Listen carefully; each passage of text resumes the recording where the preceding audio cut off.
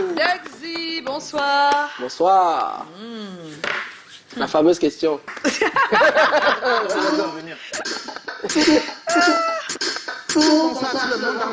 C'est quoi là? Hein? C'est quoi là? On est là et c'est maintenant. Ah. Ça commence. Voilà. Joe? Ah, j'ai la première question. Ouais, Tu sais, en général, quand j'ai la première question, Ah, ça. je la pose. Alors, il y a des gens qui peuvent contester que tu as fait les plus gros tubes, que tu as gagné le plus de prix, que tu as fait ci, que ça. Mais ils sont très peu à contester que tu es l'une des plus belles voix du R&B made in Cameroun, 237. Yes. Et peut-être Merci même beaucoup. de la sous-région Afrique centrale, et peut-être même de l'Afrique, et peut-être même du monde. Qui sait? Peut-être même j'exagère. Voilà. Mais alors, comment on fait pour choisir son chemin? Comment on fait pour trouver sa voix et son identité musicale aussi vite? Parce que tu l'as quand même trouvé très tôt. Je veux dire, c'est quelque chose qu'on ressent. Hein. Je sais pas comment je peux expliquer ça. C'est quelque chose que tu t'es dit, ok. Tu sais, à une époque, tout le monde rappait. C'est-à-dire que même nous, là, on faisait du rap parce que bon, c'était la tendance, tu vois. Mais j'avais souvent l'habitude de faire mes refrains chantés. Donc, c'est même sous l'impulsion de Boudor qui me dit, à l'époque, j'étais encore à l'école, j'étais au lycée, je faisais 6e ou 5e, qui me dit, mais tiens, je vois que tu chantes bien sur tes trucs. Il faut essayer de te... Hein, pourquoi tu ne chantes pas plus tôt? Essaye un peu voir. Donc, moi, j'aimais vraiment chanter et tout ça, mais comme la tendance, c'était le rap et tout, Rap, voilà. c'était ça qui Donc, était à la mode. qui était à la mode. Voilà. Donc, à un moment, j'ai vraiment trouvé ma voix dans le chant. Je me suis dit, ok, je vais imposer ça. C'était vraiment pas facile, hein, parce que ici, les gens ne comprenaient pas ce que c'était que le R&B, ou, tu vois. Donc, ils avaient toujours l'impression que c'est une forme de rap. Donc, ils disaient que, mais c'était quelle façon de rapper ça, en fait? Il fallait donc éduquer les gens, leur faire comprendre que le rap, c'est différent, le R&B, c'est différent, et pouvoir imposer ça. Donc, moi, je suis content aujourd'hui. Mais c'est une chose que d'être rappeur. Je pense que faire du rap, c'est plus ou moins un peu plus accessible que chanter. Oui. Et chanter juste, aussi juste. C'est pour ça que je dis que c'est une vocation.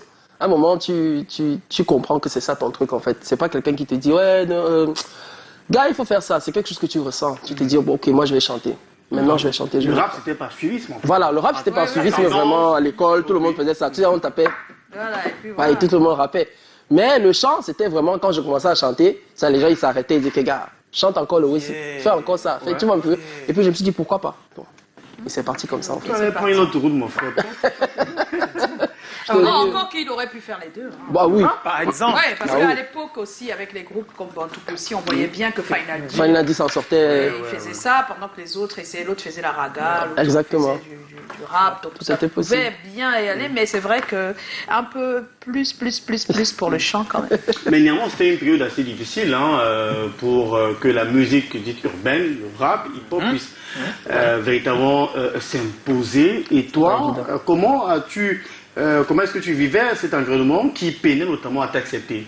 Toi et je vais dire l'ensemble des rappeurs, des gens du R&B. Je veux dire, tout ce qui était musique urbaine à Urbaine, l'époque, oui. là, c'était pas évident d'avoir la place que les musiques Ouais. urbaines Ou ont la musique aujourd'hui. urbaine. C'est pour ça qu'il fallait être un passionné. Ouais. Parce que si c'était pas comme une vocation pour toi, tu aurais laissé tomber. On a la preuve, il y en a beaucoup qui ont laissé tomber aujourd'hui. Donc c'est quelque chose que tu ressens. Et c'est quelque chose que pas que tu imposes aux gens, mais que tu fais comprendre aux gens qu'en fait c'est de ça qu'il s'agit. C'est de la musique, c'est du chant, c'est du R&B, c'est comme ça en fait. Et si vraiment tu n'as pas le cœur, que ça c'est le terme qu'on emploie maintenant, si tu n'as pas le cœur, non, c'est que tu vas laisser tomber. Parce que c'était incroyable à l'époque. Mais comment tu vivais cette sorte de frustration? Non. Parce que Bon. c'était une frustration. car- Oui, c'était une frustration, mais j'avais un objectif. Et je crois qu'aujourd'hui, je suis content parce que j'ai tenu bon et on est arrivé au bout de notre effort, en fait. Parce que à cette époque-là, pouvoir parler de R&B au Cameroun, on était comme des parias, limite. Et Mais tenir pourquoi la autant chandelle. alors qu'on voyait bien qu'il y avait à l'époque, dans les radios et même les télés, on mettait vraiment du R&B français, Oui, mais- du R&B Mais le problème chez nous, les Bantous, donc- c'est que les choses là, c'est pour les whites, laisser leurs choses. Voilà, là, laisser tu vois. leurs choses, Laisser voilà. leurs choses. Sauf Mais qu'il y avait du mais rap quand ici. c'était du rap aussi, c'était la même chose. Donc Voilà. en fait, c'est pour ça que je veux globaliser.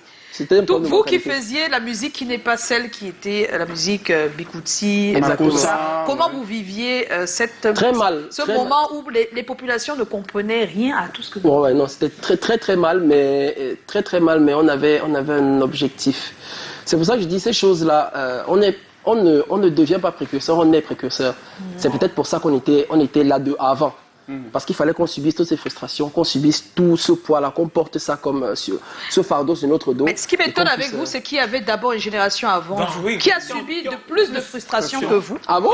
Mais oui, la génération Crotal, tout ça, vous n'avez pas vu. Oui, sauf que le R&B, oui, c'était encore une autre. C'était encore, voilà. Donc avec nous là, c'était vraiment complet, genre c'était du R&B, point. Parce que eux, ils faisaient un mix des deux, ils faisaient des mélanges et tout, histoire de faire accepter la chose. C'est ça. Les gars, donc nous on arrive encore avec un truc alors difficile encore. Mais c'est ce que je dis, comment vous trouvez la force alors que ceux qui sont arrivés avec le hip-hop afro, ça n'a pas marché, les partout clans, ça a marché un peu, mais ça n'a pas pris. Ça n'a pas percé, ça n'a pas entré chez les riches, chez les pauvres, voilà, donc c'est ça. Comment vous arrivez encore à avoir le courage? Je viens de me poser la question autrement. Est-ce qu'à un moment donné, il y avait quelque chose qui te donnait l'impression que, comme on dit là, comme on disait, one day, ça va payer. Ça va payer, ouais, c'était exactement. Est-ce qu'il y avait quelque chose qui te... C'était le slogan de toute la base là. Ouais, exactement. Est-ce qu'il y avait quelque chose, je sais pas. Je comprenais pas trop ce qui se passait, mais je savais que quelque chose allait arriver. Je sais pas comment je peux expliquer ça. Je peux pas expliquer ça. Tu disais qu'un jour, un jour, quelque chose peut changer. Voilà, quelque chose peut changer. Il y aura un déclic. Justement, est-ce que si tu te repasses les images, tu peux imaginer ce qui est arrivé comme déclic? Je crois. Ce qui peut avoir changé dans l'environnement. Qu'est-ce qu'il y a eu dans l'environnement pour que ça change vraiment? Ça change vraiment. Quand j'ai été sélectionné parmi les 10 artistes pour le Gabao Festival, je pense qu'il y a eu un déclic en ce moment-là. Il y a eu un déclic en ce moment, oui. Parce que je partais, j'étais cheval long partant. En fait, il y avait Valsero dedans. Il y avait le One Face qui était très mixité, culturel, nanani, nanana. Ce que justement le Gabao recherche. Et moi, j'arrive avec du R&B. En passant, on était 10 sélectionnés. Il y avait plus de 3000 démos qu'on a déposées. On en a sélectionné 10. Parmi les 10, je faisais partie de ces 10-là. C'était très compliqué. Déjà, on a dit, vous prenez en charge vous-même. Hein. Vous ne savez plus comme en 2007. Parce qu'en 2007, il y avait, tout le monde était pris en charge. Il y a eu un problème. Tony Nobody, machin, Ex-Maléa, tout ça. Dit, est-ce que c'est eux qui vont représenter le Gabao? On a vu la carrière qu'ils ont eue aujourd'hui. Donc, je pense que Jules Camden n'avait pas eu tort de miser sur eux. Donc, moi, 2009, j'arrive, on dit que gars, vous gérez tout ça. Déjà, pour partir, c'était compliqué. Dormir, c'était compliqué. Et on me dit, des 10, tu passes le premier. Je dis, les gars, tu veux m'éliminer. Mais en fait, je partais, genre, je viens faire un concert. C'était magnifique. Et j'ai vu tout l'IFC de Yaoundé se lever. J'ai dit, il y a un déclic. Mais le vrai déclic, on peut dire, le déclic ex aequo, c'était en 2010. Avec, je faisais la première partie de Singila dans la Bercy. J'ai vu quelque chose dans le public que j'avais jamais vu avant. J'ai testé Je ne donne pas le lait pour la première fois et j'ai vu une lumière dans les yeux des gens que je n'avais jamais vu avant. Et là, j'ai dit, ça veut dire que ça vient, c'est accepté. African Mummy, quand nous avons en fond sonore, est le titre qui, après Je ne donne pas le lait, a marqué les mélomanes. Tu as eu cette belle idée de mêler des expressions locales à tes textes. Ah oui, parce que c'était du R&B, d'accord, mais tu as localisé, tu as donné quelque chose, tu as donné... Contextualisé. Oui, c'est quoi le secret de ces titres-là, selon toi? Ces deux titres principalement, parce que... En fait... Au cas par cas. Alors voilà. Au cas par cas, c'est une marque, hein. C'est la marque de Baponga en passant. Du Gabon. D'ailleurs, en fait, Je ne donne pas le lait vraiment... J'avais une discussion avec mon manager de l'époque, H4Life. Mon album était sorti, R&B's Attitude. Vraiment, les gens avaient kiffé. Sans plus. Ils avaient juste kiffé. C'est du R&B, sans plus. On s'est dit comment on peut passer de cette phase à une autre. Je vous assure que c'était vraiment compliqué pour moi parce que je ne comprenais pas ce qui se passait. Je ne savais pas ce qu'il fallait que je fasse d'autres. J'avais bien chanté, j'avais fait des chansons piano-voix, j'avais fait des trucs, j'avais montré que j'étais un bon vocaliste. Qu'est-ce que je peux faire de plus que ça? Et donc, à 4 h du matin, je me lève et je ne donne pas le lait. Je dis, c'est quoi ce délire? Et je me mets à écrire. Je me dis, mais ça peut passer en fait. Et puis de toute façon, si tu n'essayes pas, il faut bien essayer. Tu ne peux pas savoir. Et voilà comment je me lance. Je dis, la chanson-ci va ouvrir toutes les portes. Et je dis ça au beatmaker le matin, à 9 h, parce que j'étais au studio à 9 h. J'ai écrit la chanson d'un trait. Et je lui ai dit, la chanson-ci à 9 h, là, je dis, la chanson-ci va ouvrir toutes les portes. Il dit, c'est quoi ça? Je fais le son. Tu es sûr? Il dit, ouais frère, allons-y. Bon, même le producteur, quand j'ai trouvé Armando Capezali de Fameglia... Il n'y croit pas. Oui, il s'est dit... Parce que moi, je lui dis, voici la chanson qui va changer le game. Il me dit, ok. Il me dit, ok, tu es sûr de toi? Je dis oui. Il me donne les fonds. Il ne me connaissait pas, je n'ai pas signé le contrat. Il me dit, va faire le clip, va faire le son. Je lui ai dit, non, je vais te faire un maxi. Je vais te faire le clip et je vais te faire les CD qui vont avec. Et je suis revenu sans contrat et voilà comment l'aventure a commencé. Mais African Mami, je peux dire que c'est la première chanson afrobeat en français dans toute la zone. Ouais. Ça n'existait nulle part. Il faisait ça au Nigeria, même au Ghana, il ne faisait pas encore. On s'est dit, Achille et moi, que mais, les Camerounais aiment la chop. Comment on peut les amener? Comment on peut parler d'une gars comme d'un mec qu'on kiffe et qu'on y amour? Donc c'était scientifique en fait. On a réfléchi, on s'est dit pourquoi pas. On a commencé à tester le truc. Et sur un truc afrobeat. Mais quand le son il est sorti, pendant les 2 mois, on s'est fait lyncher sur Internet. Lyncher, il y avait des articles qui sortaient, je vois dans le magazine. Oh, tu as le tout aussi. Wow, wow, wow. Moi, j'avais écrit en bas, dans 3 mois, ils feront tous la même chose. Résultat. Eh oui, on en est là aujourd'hui. Ils ont tous fait la même chose. C'est ça.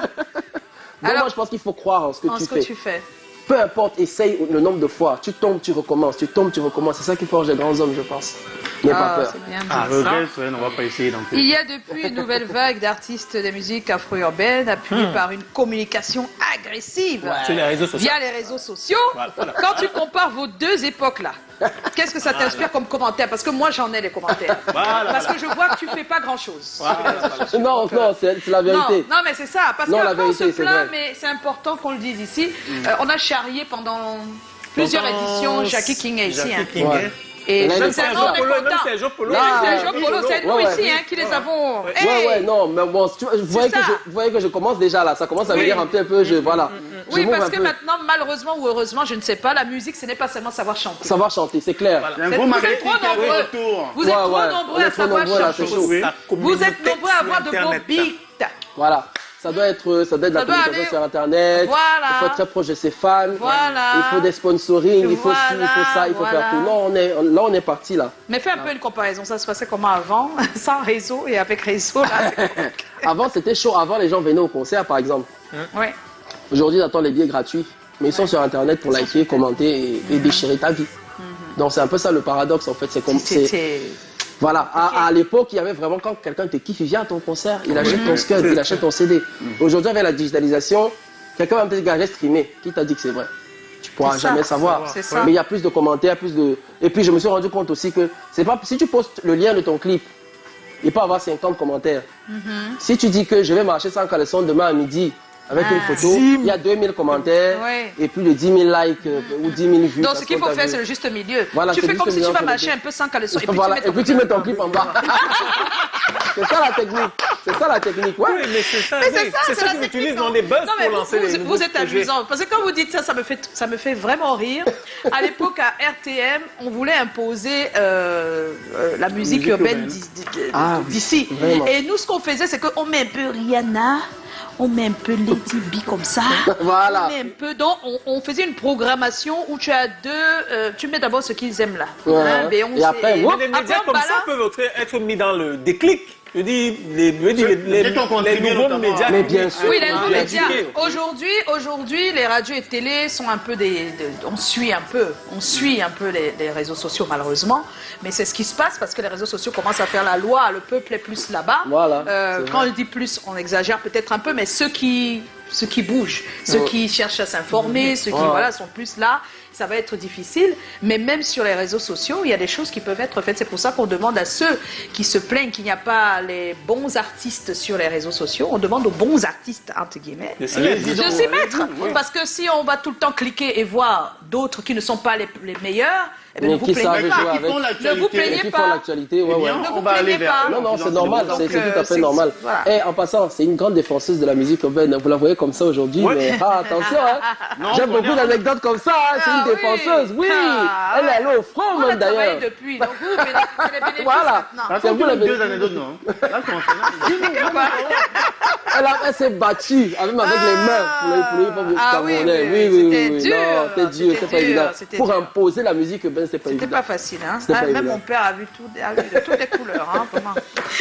Oui, parce qu'à l'époque aussi, Tony Nobody, avec qui j'ai grandi, ne comprenait pas qu'on mette trop de mélodies dans le rap. Il n'était pas d'accord. Oui, il n'était pas d'accord. Il faut qu'on dise des choses. Parce que les gens aujourd'hui, ils n'étaient pas d'accord. Aujourd'hui, les bons chanteurs d'ailleurs, c'est bizarre. Ça dit le rap. Non, il aimait ce rap-là et il disait que les mélodies trop de mélodies, Trop ça de rend mélodies, ça... ça rend ça un genre. T'as dit, c'est nature. Et puis vraiment progressivement, ça. même les États-Unis ont commencé à mettre des filles pour faire la partie. Voilà, mélodieuse. la partie à côté refrain. du rappeur, 50 Cent, il y avait une fille Une fille. qui fait un peu le chant. Un peu Et le refrain. progressivement, c'est parti. Donc je veux dire, au début, on est toujours contre tellement de choses, mais après, quand ça Quand passe, c'est quand l'évolution, ça, oui. ça évolue, on n'y peut rien, Voilà, on doit on n'y peut courir. Hein. rien.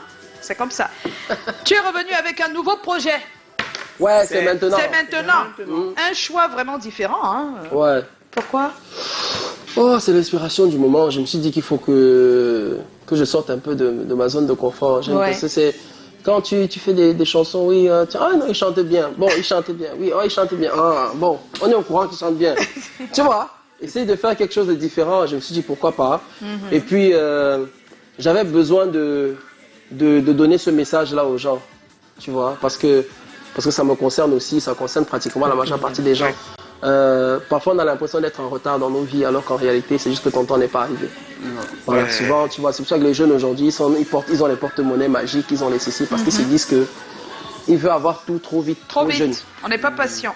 Voilà, il n'est pas patient, il ne travaille pas. Le problème avec cette histoire c'est quoi? C'est que des fois tu regardes ton voisin, tu vois qu'il a construit une maison, il s'est acheté une voiture et tout, mais tu ne te rends pas compte que 10 ans avant il n'avait rien. C'est Il ça, a en attendu fait. son temps en fait. Le tien n'est juste pas encore arrivé. N'essaie pas de l'envier en fait. Donc, ce que tu dois faire, c'est travailler, travailler, travailler. Et quand Dieu te bénit, parce que la bénédiction arrive toujours, il faut que tu sois prêt. Le problème parfois, c'est que quand Dieu te bénit, tu n'es pas prêt. Ça passe. C'est pour ça qu'il faut toujours travailler, il faut être prêt. Quand ça arrive là, on dit que c'est maintenant que ça commence. Parce que 10 ans de souffrance peuvent disparaître à une seule journée. C'est La vrai. vie peut changer en un clic. Oui, oui, oui. Moi, je prends toujours des... Moi, j'aime les exemples vraiment... Valsero, par exemple, aujourd'hui, on en parle. Il y a quelques mois, quelques années, on disait, ouais, c'est un has-been, machin. Mais il a rempli... Oui, c'est ça en fait. il a rempli la salle, comment on l'appelle Comment on appelle la salle là? C'est le Zénith qui faisait Le ça. Zénith. C'est Zénith. Il a rempli le Zénith de Paris, ça a fermé la bouche de tout le monde. Il faut faire attention dans cette vie. Beaucoup de gens, c'est pour ça qu'on dit quand tu montes, n'insulte pas les gens en redescendant, tu peux les croiser. Ouais, tu ouais, vois. c'est vrai. Donc c'est maintenant que quelqu'un doit prendre son bonheur, doit arrêter, prendre sa chance et tout de suite. C'est pour ça qu'il ne faut pas dormir. C'est ça. Ceux qui disent ouais je remets à demain, demain je vais faire ça, demain je vais faire ça. Si tu as la possibilité, la force encore de te lever et faire quelque chose, fais-le parce que c'est Fais-le, maintenant. c'est maintenant. Voilà. Eh oui, c'est ça le titre de notre Ah, cher mais Dugsy. c'est C'est profond. maintenant. Oh. On a quelques réactions pour toi, Dugsy. Bon, certaines, Voilà. je ne vais pas les lire. Tu iras les lire toi-même. Waouh, c'est violent. Un peu. Oh les gens, Et puis, oh là là. Aminatou Minette Makin Joya, c'est comment? On est là. Bonsoir Dugsy, bonsoir le studio. Pourquoi, alors c'est une question très pertinente, pourquoi les artistes ont souvent ce syndrome de la page blanche? Micro off, un temps t'es célèbre, ta musique chauffe et un temps tout est off. Elle le dit et je pense qu'elle a même des larmes aux yeux. Hein. Ouais. Ça veut dire Elle qu'elle ne a comprend fait pas. un bon Elle bout veut de temps sans comprendre. avoir de tes nouvelles. C'est ce que ça veut dire. Non mais au-delà de tout ça, toi tu es un artiste, tu peux lui expliquer ce phénomène. Oui, ça arrive, on est des êtres humains. Voilà, il faut qu'elle Parce que même les comprenne. machines bug. Tu Voilà. redémarres souvent ton ordinateur, non? Donc c'est normal. C'est la même chose, comme Voilà, ton téléphone. Voilà, qui comme ton ne veut téléphone. pas, tu vois, Comme tu as ton habit, il est trop sale, il faut le laver. Laver, Il voilà. faut le repasser. C'est important. Parfois, le cerveau a besoin de. J'ai eu le syndrome de la page blanche pendant 6 mois. Hein. J'ai rien écrit du tout pendant 6 mois. J'en avais même pas envie.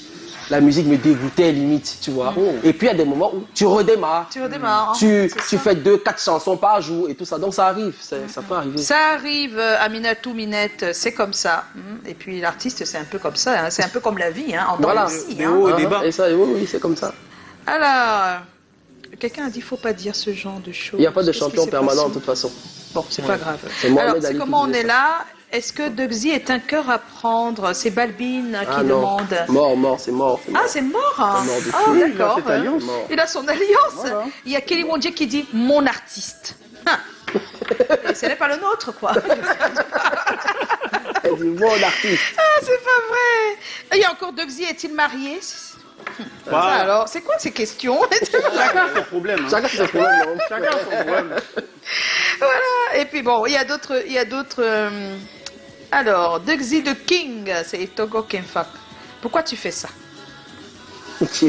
Ok, tu es bien, on apprécie, tu pars, tu manges l'argent de ça, après tu reviens, puis tu gagnes un peu, et après tu disparais. Sois constant. Tu es un professionnel. On dirait que tu as autre chose à faire. Ta vie, c'est la musique et c'est nous. Chante, chante, chante, toujours. Ok. Bon, tu as vu, non? Le public te Le retient gars, de le dire. gars est très Non, nerveux. il est très hein. nerveux, vraiment. Si C'est le temps, grave. on est vraiment battu, même. C'est amusant ça. Ok, bon, tu vas aller sur la page si tu peux répondre à quelques personnes tout à l'heure. D'accord. Mais pour l'instant, nous, on va retrouver le thème de ce soir. Et c'est bien comme tu es là. En plus, tu es marié. Tu es marié. Oh là là là là. Alors, après une longue vie en couple, que faire pour récupérer la femme ou l'homme qui nous a quittés quand on l'aime encore? Ok. On va en parler tout à l'heure. Mais c'est D'accord. Chlorel qui va commencer par nous dire ce qu'ils ont dit sur notre page.